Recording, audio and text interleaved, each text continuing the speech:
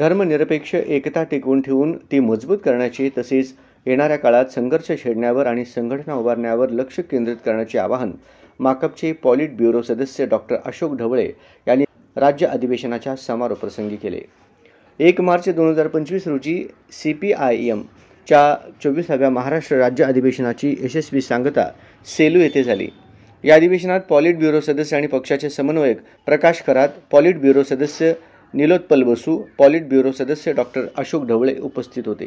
दिनांक 27, 28 फेब्रुवारी व 1 मार्च रोजी पार पडलेल्या 3 दिवसीय अधिवेशनात राज्यभरातून आलेले 337 प्रतिनिधी उपस्थित होते। यावेळी सामाजिक राजकीय 8 ठराव मांडण्यात आले, जे एकमताने पारित करण्यात आले। मुख्य राजकीय आणि संघटनात्मक अहवाल राज्य सचिव डॉक्टर उदय नारकर यांनी मांडला। या अहवालावरील चर्चेत 59 प्रतिनिधींनी भाग घेतला। यात 14 महिला होत्या। डॉक्टर उदय नारकर यांच्या उत्तरानंतर अहवाल एकमताने मंजूर झाला। या अधिवेशनात 50 सदस्यांची नवीन राज्य कमिटी आणि 15 सदस्यांचे राज्य सचिव मंडळ निवडण्यात आले। या नवनिर्वाचित कमिटीनं डॉक्टर अजित नवले यांची नवीन राज्य सचिव म्हणून एकमताने निवड केली।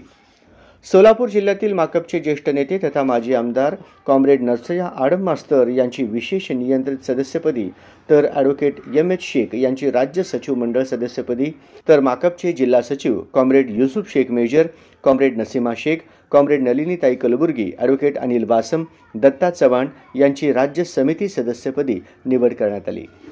एप्रिलमध्ये तामिळनाडू राज्यातील मदुराई येथे होणाऱ्या 24व्या पक्ष राष्ट्रीय परिषदेसाठी 17 प्रतिनिधी आणि 2 प्रेक्षकांची निवड करण्यात आली। या सर्व नवनिर्वाचित सदस्यांचे पॉलिट ब्युरो सदस्य डॉक्टर अशोक ढवळे यांनी अभिनंदन केले।